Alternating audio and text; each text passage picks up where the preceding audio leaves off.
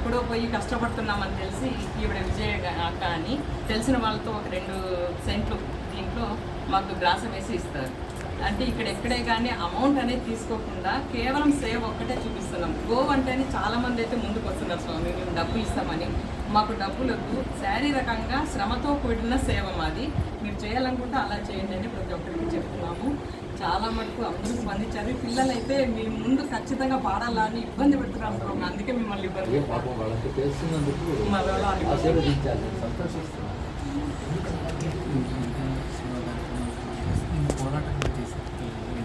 ఆమె శివుడిగా వేశారు, శివుడిగా వేశారు, గౌరీ భలే భలే బాగా చేశారమ్మా. వేషంలో పోల్చలేదు, శివుడు పార్వతి ఏమో అనుకున్నాను.